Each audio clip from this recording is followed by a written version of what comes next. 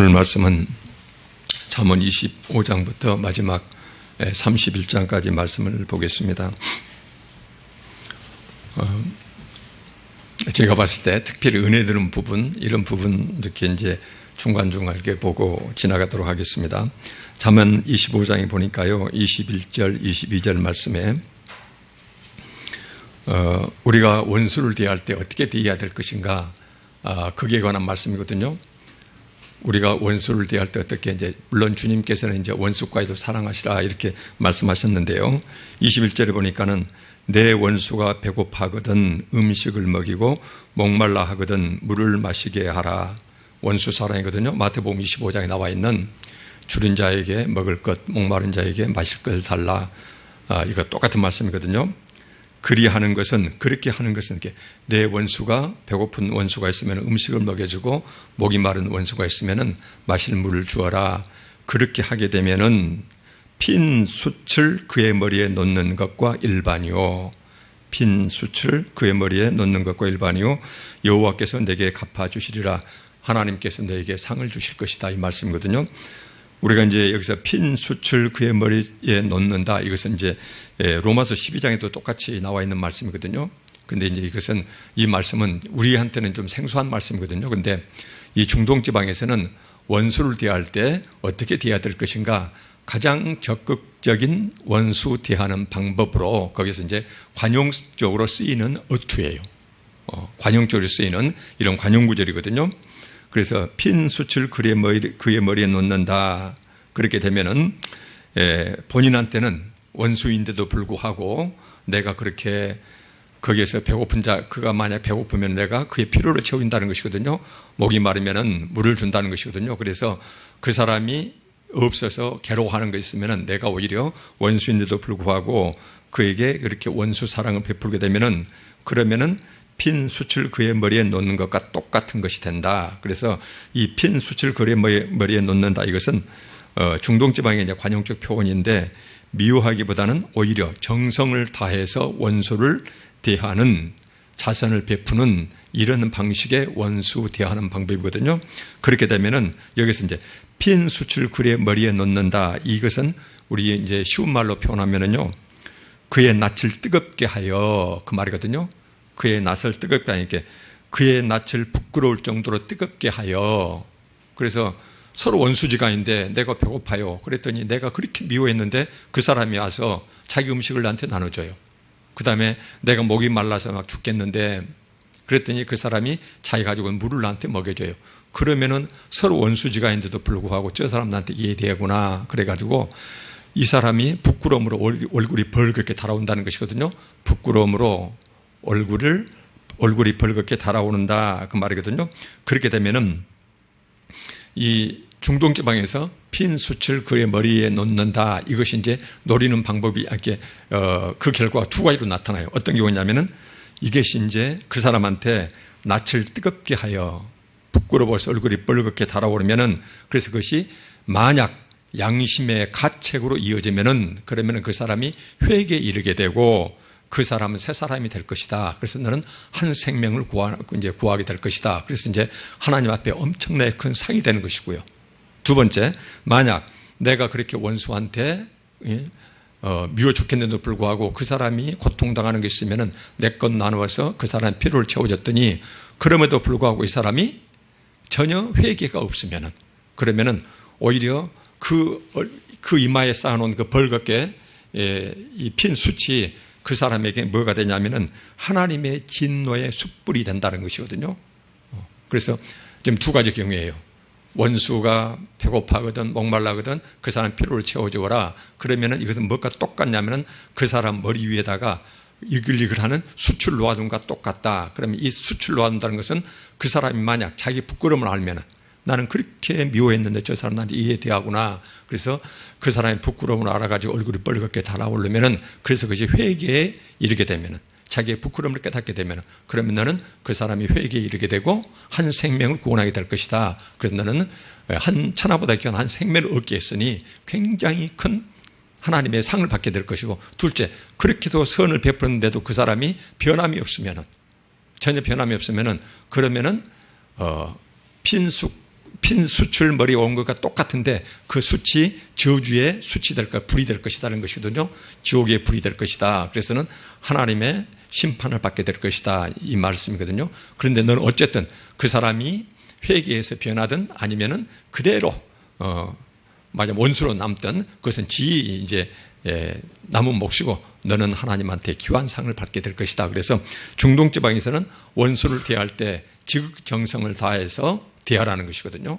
다 대하게 되면은 그러면 이제 그 사람의 경우에 따라서 두 가지로 이렇게 경우가 날 수가 있는데 너한테는 큰 상이 주어질 것이다. 이 말씀이거든요.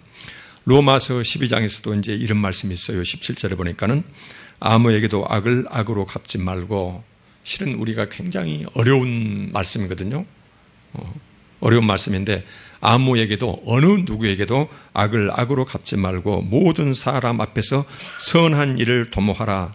모든 사람에게 선을 행하라는 것이거든요. 이거 똑같은 말씀이죠. 할 수 있거든. 그런데 이제 우리도 사람인지라 네 할 수 있는 범위까지 지금 그 말이거든요. 그래서 할 수 있거든. 이 말씀은 여러분 힘으로 되는 정도까지 여러분들이 아주 이를 악물고 사랑할 수 있는 데까지 사랑해보고, 그래서 할 수 있거든. 너희로서는 모든 사람과 더불어 화목하라. 화평스럽게 살아봐라. 평화스럽게 지내십시오. 그러면서 19절에 보니까는 내 사랑하는 자들아 너희가 친히 원수를 갚지 말고 하나님의 진노하심에 맡기라. 기록되었으되 원수 갚는 것이 내게 있으니 내가 갚으리라고 주께서 말씀하셨다. 그래서 서로 원수지가 있을 때 그때 네가 친히 그 원수를 갚지 말고 오직 하나님께 맡겨놔라. 그러면 하나님이 판단하셔서 네 원수를 갚아주게 될 것이다. 만약 그 사람 잘못됐으면 갚아주게 될 것이다. 그렇게 말씀하시면서 20절에 보니까는 똑같은 말씀이 나와요. 오늘 봤던 똑같은 말씀. 네 원수가 배고파거든 음식을 먹이고 목이 목말라 하거든 물을 마시게 해라. 그러면은 핀 숯을 그의 머리에 놓는 것과 똑같이, 이제 이런 말씀이 나오는데 로마서 12장 20절에 내 원수가 줄이거든 먹이고, 똑같은 말씀이죠. 목마르거든 마시게 하라. 그리함으로 내가 숯불을 그 머리에 쌓아 놓으리라. 부끄러워 견딜 수 없도록 그 사람을 만들 것이라는 것이거든요. 그래서 그 사람을 그냥 성길 들어가서 확 이렇게 하지 말고 오히려 그 사람한테 선을 베풀면은 그 사람이 부끄러움을 올길이 활활 타오를 것이다. 그래서 하나님의 선하신 인도하심이 있으면은 그 사람은 회개하게 되고, 그래서 선한 사람으로 변하게 될 것이고, 그렇지 않으면은 결국은 네 선 베푸는 것 자체가 거기서 악으로 그 사람이 대하게 되면은 하나님에게 진노를 받아서 지옥불을 머릿속에 이글이글 타는 것과 똑같은 그러한 지옥 심판을 스스로 자기가 자취하게 될 것이다. 지금 그 말씀하시면서 21절에 굉장히 중요한 말씀을 하세요. 악에게 지지 말고 선으로 악을 이기라. 악에게 절대 지지 말하거든요. 악에게 지지 말고 그 대신에 어떻게 이기냐면은 지지 말고 이기라. 근데 반드시 선으로서 이기라는 것이에요. 그래서 하나님께 말씀하시는 것이 원수에게도 사랑을 베풀라는 것이거든요. 그러면은 내가 당장 손해보고 속에서는 그냥 죽겠지만은 그러면은 하나님께서 반드시 너에게 상으로 대갚아 주실 것이다. 이 말씀을 하고 계세요.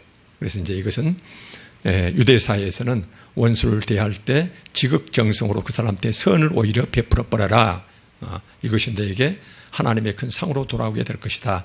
이제 그 사람 몫은 자기가 회개해서 부끄러움 말고 회개하든지 아니면 그대로 버티든지, 버티면 오히려 내가 선을 베푼 것만큼 그 사람은 더욱더 지옥불을 스스로 취하게 될 것이다. 이 말씀이 이제 잠언 25장 21절 22절 말씀이거든요. 그래서 우리가 절대로 악에게 지지 말 것, 그러나 반드시 그 방법이 있는데 그 방법은 선으로서 악을 이기라는 것이거든요.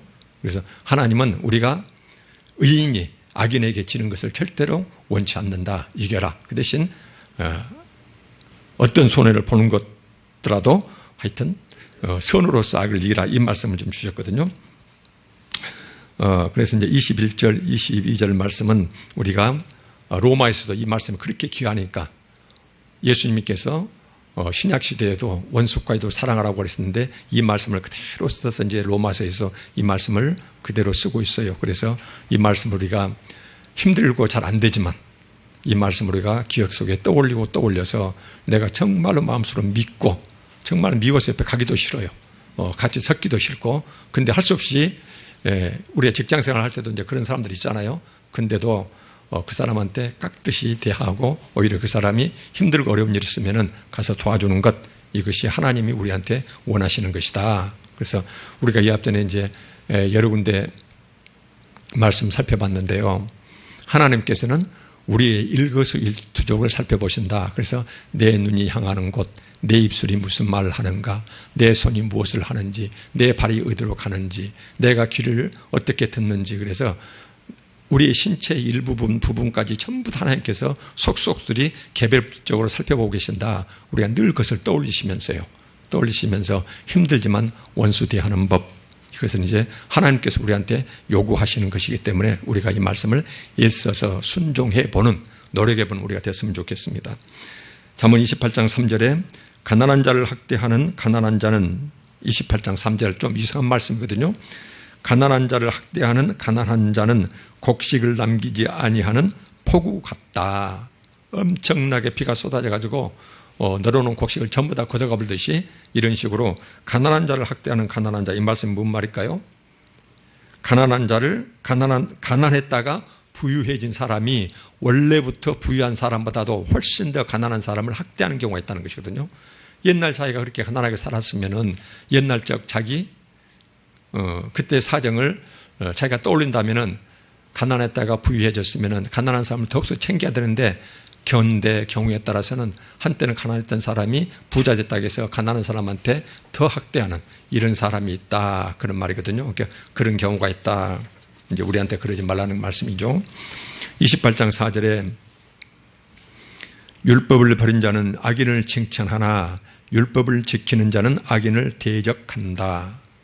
율법을 버린 자, 악인을 칭찬하나 율법을 지키는 자는 악인을 대적한다. 우리가 이 세상 삶을 살아가면서 내가 어느 편에 서 있는지, 내가 누구를 지지하고 어느 편에 서 있는지, 이것을 한번 이 말씀에 비춰서 판단해보는 귀한 근거가 되는 말씀으로 보시면 좋겠습니다.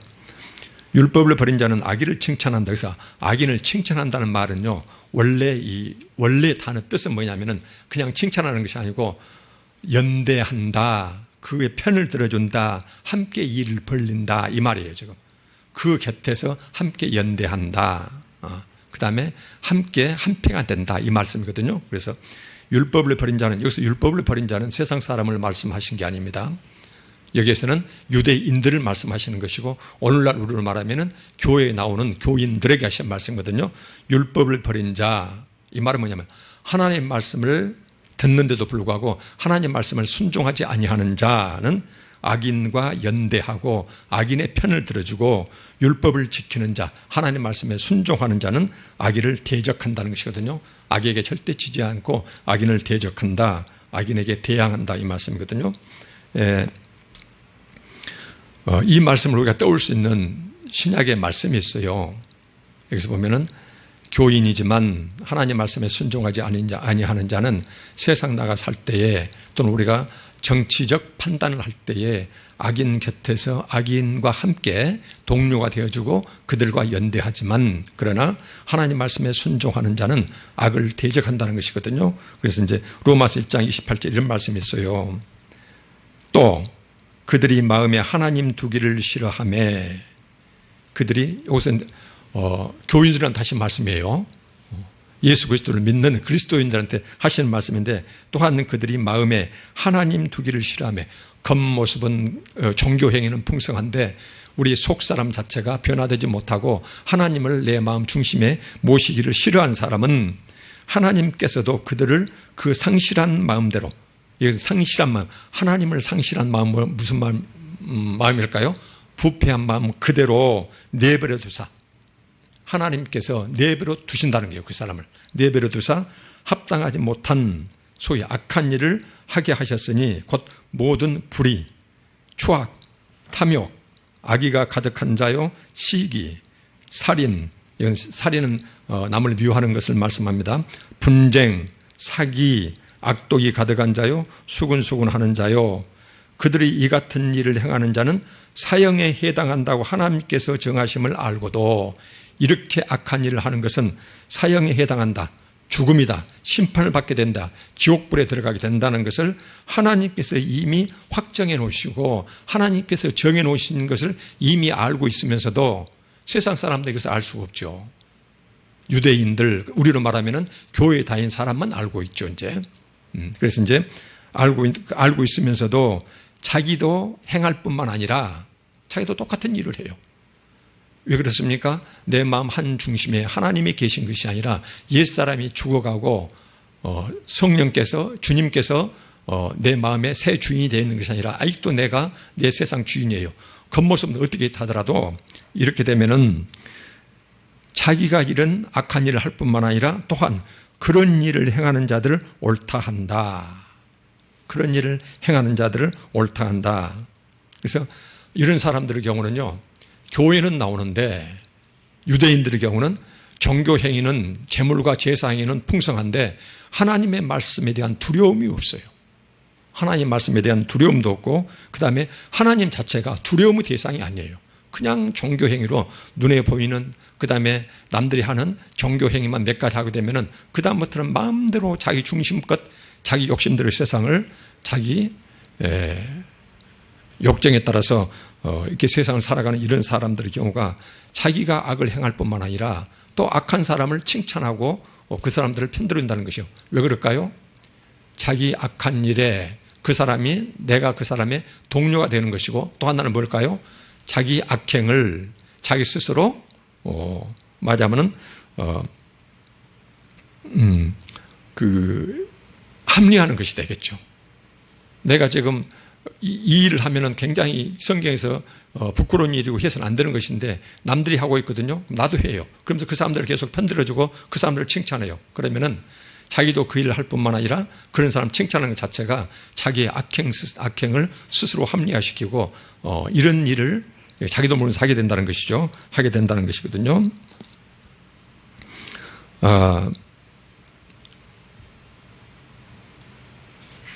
율법을 버린 자, 하나님 말씀을 경홀히 여기는 자, 가볍게 여기는 자, 두렵게 여기지 아니하는 자, 이런 사람들은 결국은 겉모습은 신앙의 모습을 하고 있지만 하나님이 계속 하나님 말씀을 두는데도 불구하고 기록된 하나님 말씀을 두려워하지 아니하고 그 말씀에 비추어서 자기 행실을 비추어 보지 아니하고 이런 사람들의 경우는 하나님이 내버려 두사 네 마음대로 해라 라고 내버려 두셨다는 것이에요. 그래서 이런 사람들은 이런 악행을 할 뿐만 아니라 이런 악행하는 자들 곁에 가서 그들을 칭찬하고 그들과 연대하고 그들의 편을 들어주고 그들 한편이 되어주고 이렇게 한다 그 말이거든요. 저는 이 말씀을 보면서요, 최근에 우리가 이제 세월호 사건 참 평생 동안 잊을 수 없는 그 사건이죠.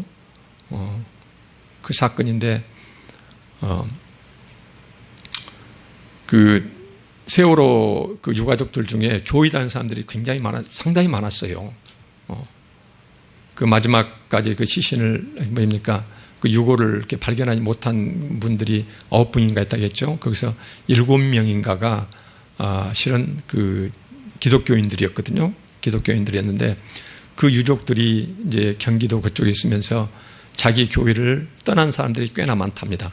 왜 이렇게 떠나게 됐냐면은 이제 계속 그쪽 이제 기사를 이렇게 쭉 보고 그러면은 특히 이제 대형 교회일수록 자기들은 이제 자식을 잃고 그렇게 어디 하소연할 데 없어가지고 어디 의지할 데도 없고요.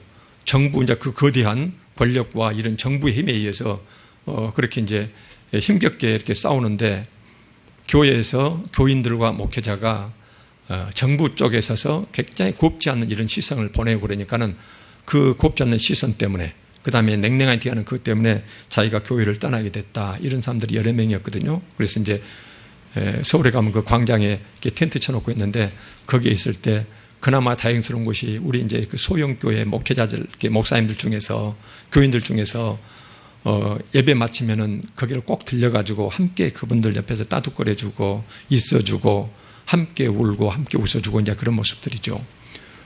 적은 교회 교인들이 그런 분들이 많았어요. 그러면은 그분들 옆에서 이제 그 유족들이 예배를 같이 드린 모양이에요. 그러면서 이제 예수께서 이제 말하자면 고백하는 말이 우리 교회를 나갈 수가 없습니다. 아직까지 그러냐? 그러면서 정부 입장도 고려하라. 노골적으로 그런 말 한 사람까지도 있고, 그래서 목회자들과 그렇게 평소에 친했던 교우들의 눈빛이 달라져서 냉랭해서 교회를 나갈 수가 없습니다. 그런 것을 제가 여러 번 봤거든요. 그래서 이번에 보면은 특히 이제 그 경기도에서 상당수가 그 교회를 떠났어요. 일본은 보니까는 천주교로 이렇게 옮겨갔고요. 그 다음에 이제 교회를 나갈 수가 없다. 정내미가 떨어져서 이런 기사를 내가 여러 번 봤거든요. 저는 이제 이것을 보면서요, 율법을 버린 자, 그래서 내가 누구 편을 서는가, 이것을 나는 하나님을 잘 섬기고 종교행위가 풍성하고 그러니까 잘 생각하지만은, 그러나 성경 말씀에 봤을 때 율법을 버린 자는 악인과 연대하고 그들과 한편이 되어주고, 그러나 율법을 지키는 자는 악인들을 대적한다. 이런 말씀에 비춰봤을 때, 그 다음에 이제 로마서 1장에 나와 있는 겉모습은 교인이지만은 마음속 깊은데 하나님을 모시지 못한 자들, 그래서 세상 사람과 똑같이 살아가는 그런 자들에 대해서 하나님이 내버려둔, 그래서 내버려두니까는 마음대로 이렇게 세상 살면서 자기도 악행을 할 뿐만 아니라 악행하는 사람들과 함께 연대하고 그들 편에 서서 그들이 옳다고 이렇게 하는 이런 경우, 이 말씀에 비춰보고 세월호 그 사건을 보면서요, 그분들은 이 성경을 볼 때, 이 말씀을 볼 때 어떻게 볼까? 여기서 보면 이제 율법을 버린 자, 당연히 이것은 교회에 나오지 않는 자로 판단할 거예요. 율법을 버린 자는 비유대인으로 생각할 줄 몰라요. 한국 교회에서 제가 비록 이제 배움은 짧지만은요, 한국 교회에서 성경을 해석할 때 굉장히 치명적인 잘못이 하나 있거든요. 그게 바로 뭐냐면은 성경 전체의 3분의 2가 구약이고 3분의 1이 신약이에요. 그 다음에 성경에 나와 있는, 신약에 나와 있는 모든 성경은 구약만을 말씀하시거든요. 구약만을.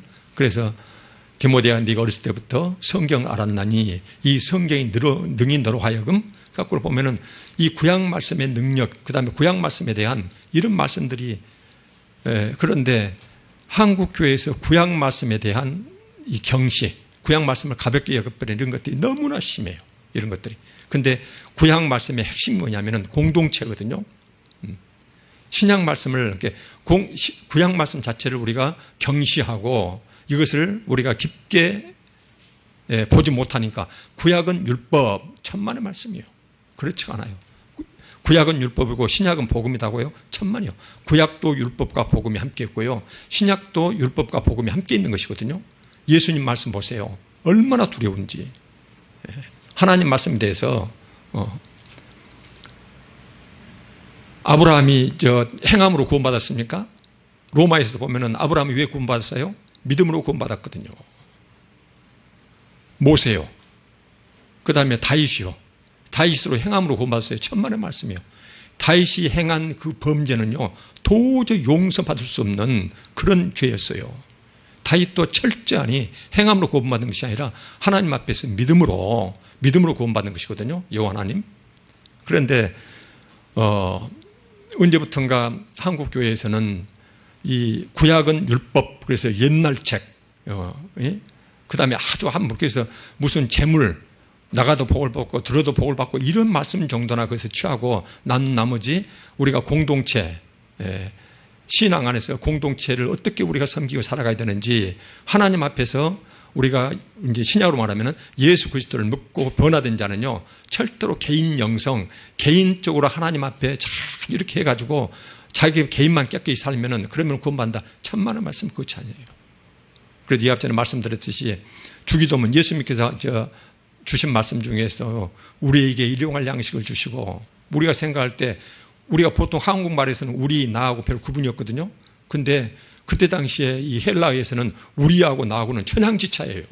우리라는 우리 공동체를 말하는 것이고, 나는 아이를 말하는 것이고, 아주 이런 것이 전부 다 단어 하나라고 굉장히 큰 뜻이 있거든요.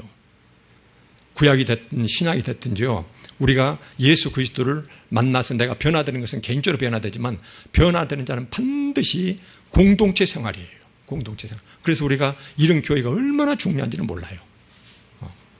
이것은 제가 주장하는 것이 아니고 모든 신학책의 신학 교과서의 기본 중의 기본이거든요.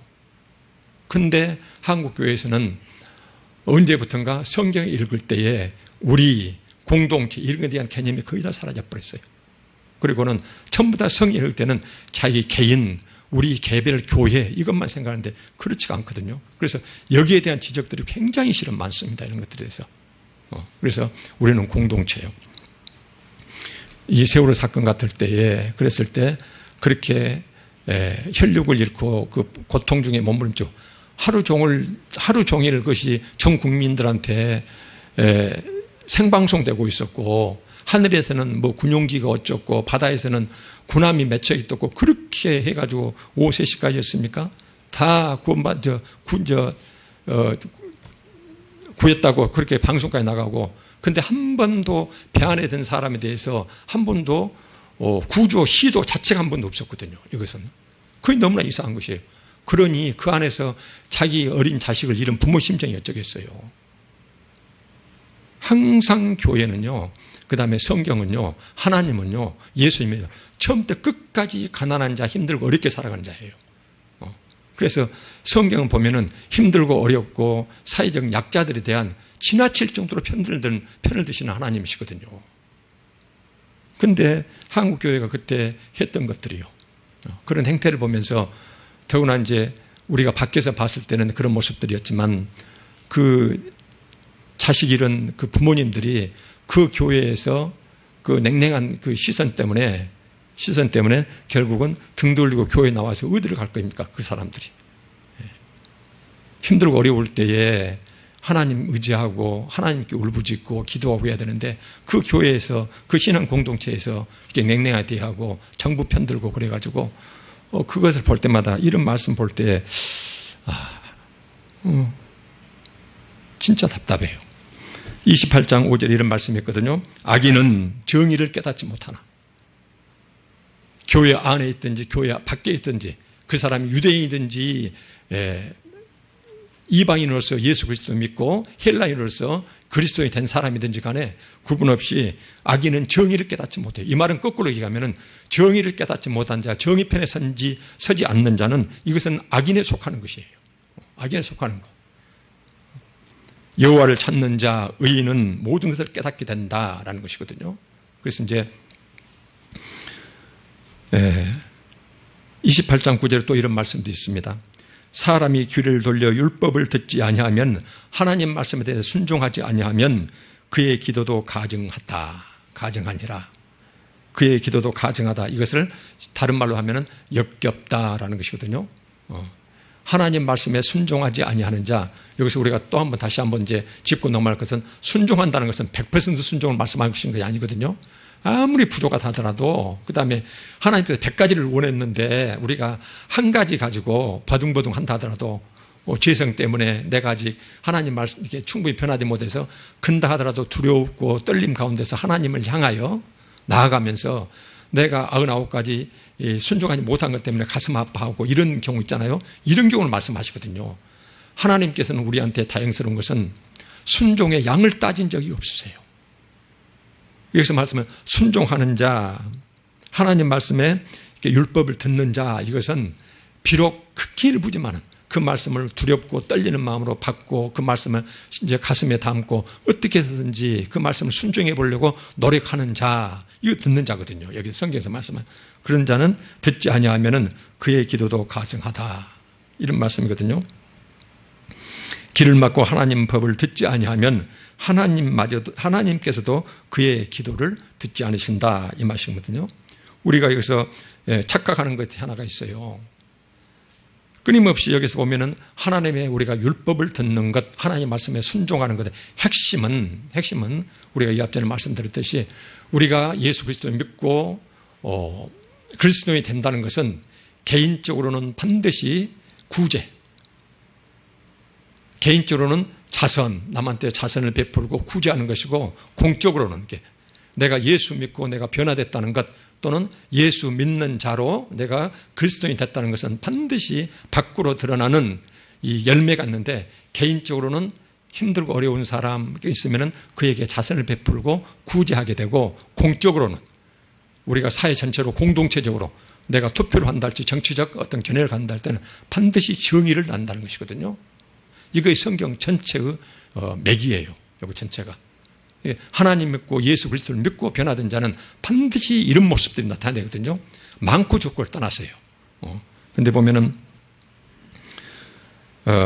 우리가 이런 어떤 열매 없이 이 앞전에 자꾸 이제 말씀드렸습니다만은 주일 성수 1시간 앉아 있으면 돼요.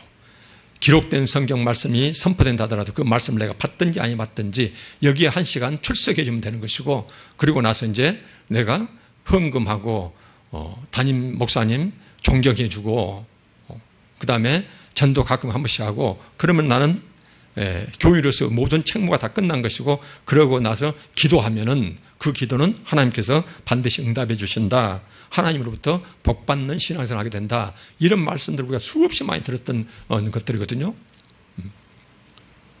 근데 오늘 본문 말씀 보면은요, 사람이 귀를 돌려 율법을 듣지 아니하면은, 하나님의 이런 말씀에 제대로 순종하지 아니하면은, 이 순종이라는 것이 종교, 겉으로 드러난 종교 행위를 말씀하시는 것이 아니고, 그리고 아까 말씀드렸듯이 궁극적으로는 우리가 힘들고 어려운 사람한테는 개인적으로 자선을 베풀고, 그 다음에 공적으로는 정의롭게 변하는 것, 이렇지 아니하는 자는 그의 기도도 하나님께서는 역겹게 받아들인다. 이런 말씀이거든요. 이사야 1장 15절 말씀에 똑같은 말씀이 있어요. 너희가 손을 펼 때에 악인들이, 손을 편다는 것은 하나님을 향하여 이제 손을 든다는 표현인데, 이것은 이제 기도한다는 전형적인 그 히브리식 이제 표현이거든요. 내가 내 눈을 너희에게서 가려버리고, 너희들 악인들이 나한테 기도할 때, 내 말씀에 순종 없이 기도할 때 내가 너희들한테 눈을 향하는 것이 아니라 내가 눈을 가려버리겠다. 너희가 많이 기도할지라도 내가 너희 기도를 듣지 아니하겠다. 왜 그래요? 너희 손에 피가 가득함. 피가 가득한 말이 뭔 말일까요? 힘들고 어려운 사람들한테 악을 저질렀다는 것이거든요. 돕지 아니하였다는 것이거든요. 여기서는 피가 가득해서 네가 아무리 나한테 기도한다 하더라도 나는 듣지 않겠다. 이런 말씀을 하세요. 그러나 하나님께서 기뻐하신다는 이런 기도가 있어요. 그게 어디가 있냐면은 잠언 15장 8절에 이런 말씀이 있거든요. 악인의 제사는 여호와께서 미워하셔도, 악인들이 아무리 예배를 드리고 예루살렘 성전에 와서 제물을 바친다 하더라도 하나님께서는 그를 미워하셔도 정직한 자의 기도, 하나님 말씀에 순종하는 자를, 여기서 정직한 자 기도는 그가 기뻐하신다. 천지 창조주 하나님께서 그 기도를 기뻐하신대요. 전지전능하신 하나님이 그 기도를 기뻐하신대요. 그래서 잠언 15장 8절에 악인의 제사는 하나님께서 미워하셔도 정직한 자의 기도는 기뻐하신다. 그 다음에 15장 29절에 잠언 15장 29절 똑같은 말씀이 있습니다. 여호와는 악인을 멀리하시고 의인의 기도는 들으신다라고 나와 있어요. 그래서 우리가 기도는 하나님한테 끝까지 때를 쓰듯이 물고 늘어지면 다 기도를 응답해 주신다. 천만의 말씀이세요. 하나님께서는 그렇게 만만한 분이 아니세요.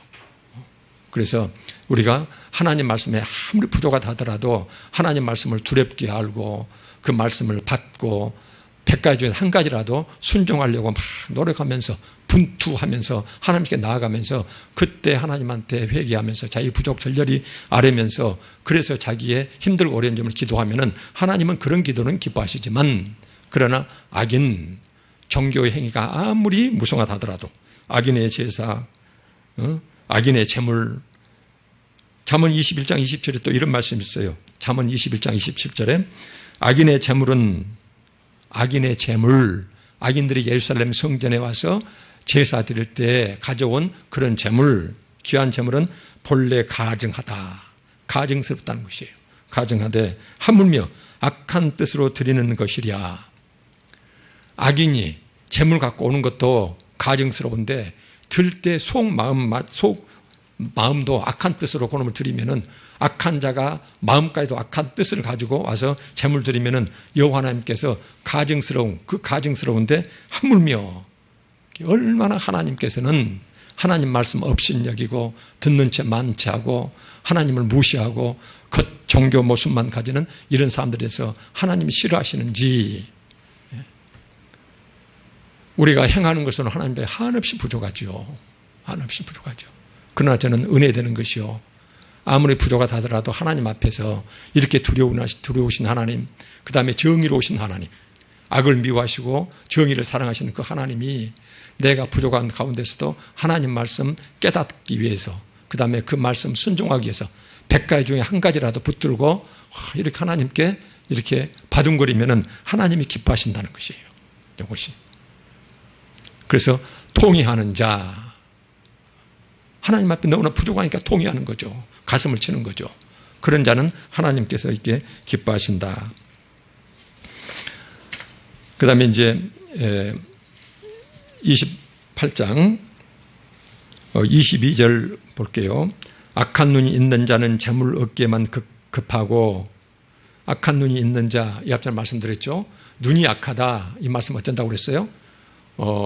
우리 성경에서 관용적으로 쓰이는 말씀인데, 재물을 바라보는 눈을 말씀하시거든요. 재물을 바라보는 눈이 있는데 그 옆에가 누가 있어요? 배고파서 쫄쫄 굶고 있는 불쌍한 사람이 있어요. 이게 가난한 자의 배고픔이 있는데, 배고파서 쫄쫄 굶고 있는 가난한 자가 있는데 그 옆에 있는 재물을 바라보는 내 눈이 어떤 눈이라는 것이거든요. 그래서 옆에 배고픈 자에 대해서, 가난한 자에 대해서 전혀 고려가 없는 재물만 확 끌리는 사람은 인색한 눈을 여기서 악한 눈이라고 부르고, 그 다음에 내가 재물을 바라보면서 옆에 가난한 자가 있을 때 다음은 얼마나도 그 재물을 헐어서 돕고 싶은 마음을 우리는 소위 선한 눈이라고 하다고 그랬죠. 그래서 우리가 악한 눈이라는 것은 가난한 자의 곁에 있는 재물을 바라보는 이 사람의 눈, 이 관점에서 보면은 좀 실감이 난다. 27절에 보니까는 가난한 자를 구제하는 자는 궁핍하지 아니하려니와 못 본 채 하는 자에게 저주가 크다. 하나님 앞에 저주가 크다. 가난한 자를 구제하는 자, 가난한 자를 도와주는 것은 궁핍하지 아니하려니와, 가난한 자를 도와주면 하나님이 절대로 그 사람의 재산은 말하자면 줄지 않는다고 성경에서 말씀하셨다고 그랬죠. 가난한 자를 내가 도우면은, 근데 그 도움 것 때문에 하나님이 절대로 그 사람의 재물은 충나지 않도록 그걸 메꿔주시겠다는 말씀이고, 그러나 못 본 채 하는 자, 가난한 자가 있는데도 불구하고 외면하는 자, 못 본 채 하고 지나가는 자는 저주가 임할 것이다, 하나님 말씀이요. 그 다음에 이제 잠언 29장 7절에 이런 말씀이 있거든요. 의인은 가난한 자의 사정을 알아주나, 의인은, 하나님 앞에서 의로운 자는 가난한 자의 사정을 알아주나, 가난한 자의 사정을 돌봐주지만, 그 말이거든요. 악인은 알아줄 지식이 없다. 악한 사람은 가난한 자를 아랑곳하지 않는다. 못 본 채 하고 지나간다. 그냥 지나친다, 이 말이거든요. 근데 의인은 옆에 가난한 자가 있으면은 그냥 지나치지를 못해요. 마음이 아프니까. 그래서 조금이라도, 아니면은 그냥 마음으로라도 옆에서 어떻게 도와주고 싶어 하고, 사랑의 눈길로 봐주고, 따뜻한 말을 건네주고, 이런 사람들이요. 그래서 의인은 가난한 자의 사정을 알아주나, 가난한 자의 사정을 돌봐주지만, 악한 사람은 옆에 가난한 자가 있다 하더라도 말하자면 못 본 척하고 지나가고 안중에도 없다, 지금 그 말이거든요.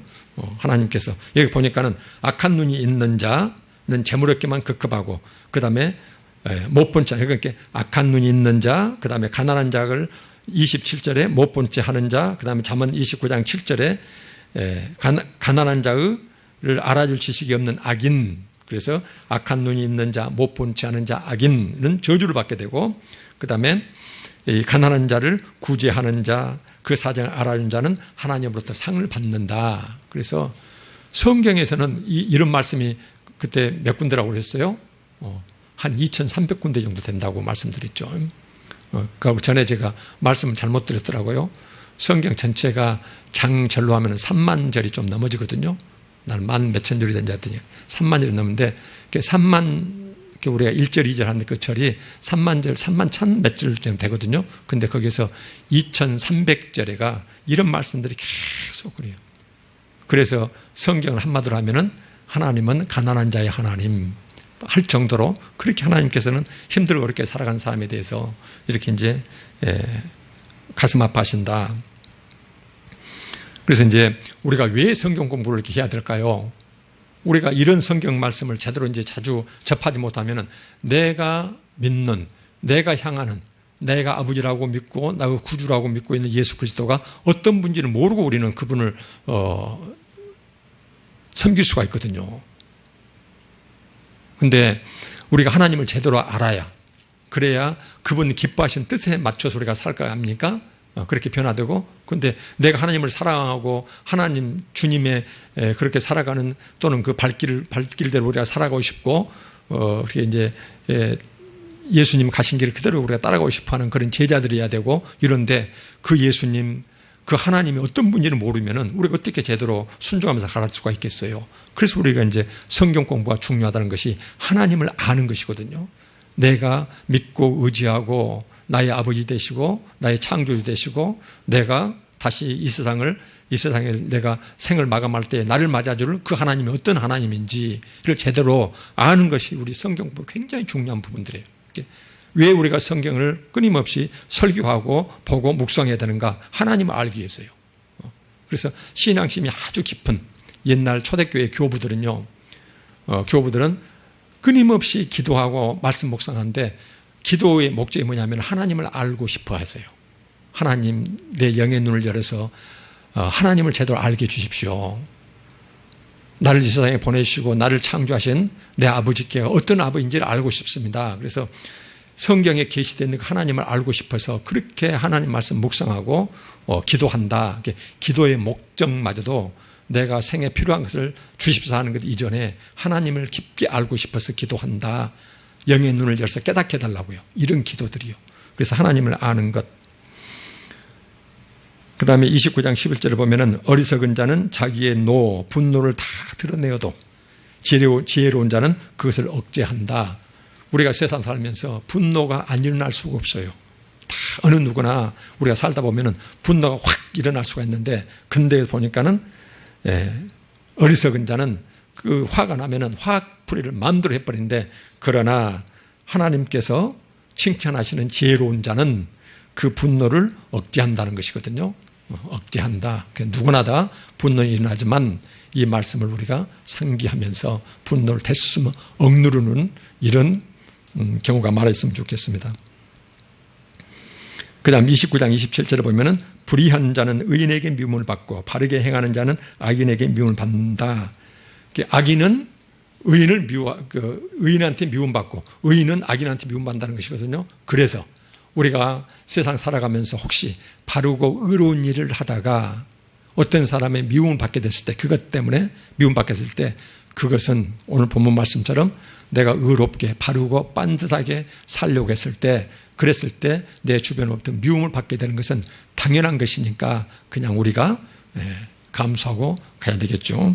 잠언 30장에 보니까는 너는 그의 말씀에 더하지 말라. 그가 너를 책망하시겠고 너는 거짓말을 하는 자가 될까 두렵다.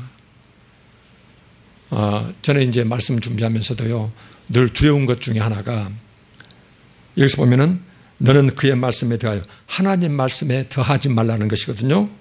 하나님 말씀에 아무것도 더하지 말라는 것이에요. 그 다음에 빼지도 말라는 것이에요. 왜 그래요? 그가 너를 책망하시겠고 너는 거짓말할까 두렵다라는 것이거든요.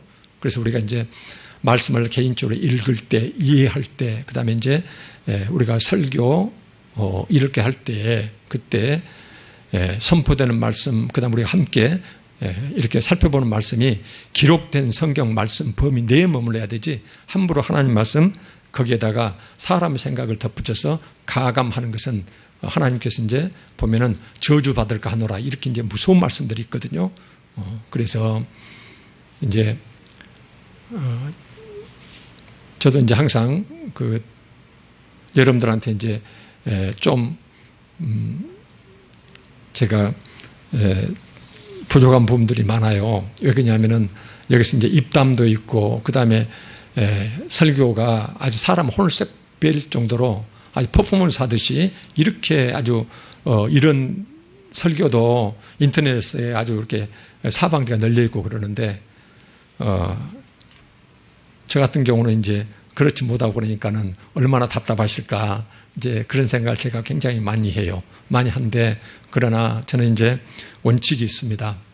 아무리 재미가 없고 답답하고 그 다음에 한다더라도 하나님 말씀을 할 때는 반드시 성경 말씀에 근거해서 우리가 성경 해석할 때 우리가 배울 때 신학에서 성경 해석의 기본 조건이 있거든요. 그 조건이 바로 뭐냐면은 성경 말씀을 해석할 때에 애매한 말씀이 있을 때 그때 하나님께서는 다양한 경우에 예를 들면 1000년 전에도 이 말씀 하시지만 1500년 전에 다른 공동체에 또 이제 비슷한 말씀 하셨거든요. 그러면 여기는 좀 쉬운 말씀으로 하셨고 여기는 좀 어려운 말씀으로 표현할 수가 있어요. 그래서 어려운 말씀이 있을 때는 그 똑같은 의미의 말씀이 다른 어디에선가는 쉽게 표현되는 말씀들이 있어요.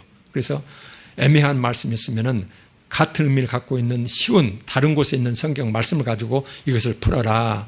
이제 이것이 이제 우리가 성경 풀 때 기본 원칙이거든요. 그래서 이제 성경 볼 때 항상 구약과 신약 이제 서로 연관된 말씀을 같이 이렇게 쭉 보고 있습니다. 그래서 이제 대수 쓰면은 성경에 기록된 말씀만으로 해석하고 싶고 그래서 거기가 그치고 싶고 그렇습니다. 여기서 이제 하나님 말씀에 더하지 말라. 갈라디아서 1장 7절에 이런 말씀이 있어요. 이 말씀 이제 보고 마치겠습니다. 갈라디아서 1장 7절 말씀 보면은 다른 복음은 없나니 너희들에게 전파되는 말씀 중에서 다른 복음은 없다. 그러면서 우리가 하나님 말씀 있는데 이 말씀을 전하는 자가 여기다가 자기 생각을 얹게 되면은 이것은 이제 다른 복음이 돼버리겠죠. 순전한 하나님 말씀 되는 것이 아니고 그래서 다른 복음은 없나니 다만 어떤 사람들이 너희를 교란하여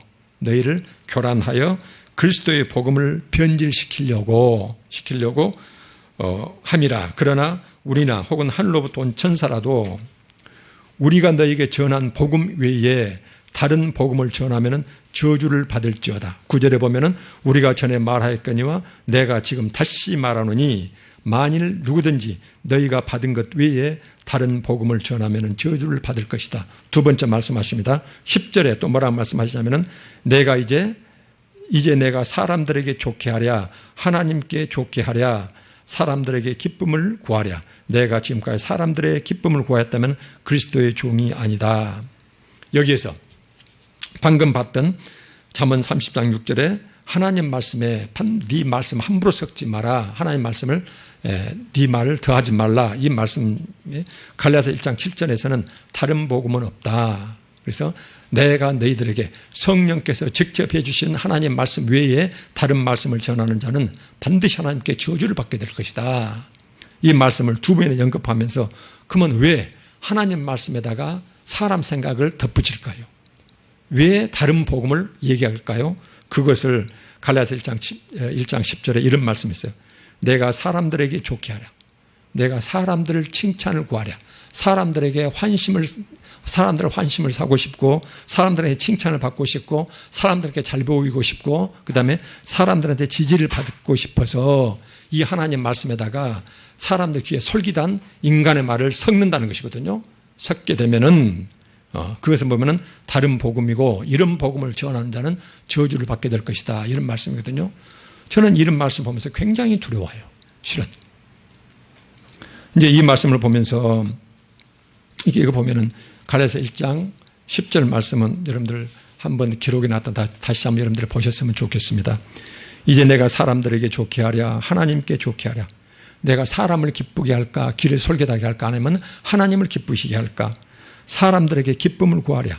사람들의 환심을 살려고 사람들 칭찬받고 싶어서 사람들한테 인정받고 싶어서 내가 지금까지 사람들의 기쁨을 구하였다면 하나님을 말씀을 전하는 내가 이 하나님 말씀을 받고 있는 회중들의 인정받고 싶고 그 사람 환심을 받고 싶고 지지를 받고 싶고 칭찬받고 싶어서 기록된 성경 말씀에다 인간 말을 섞게 되면은 그러면은 나는 그리스도의 종이 아니다.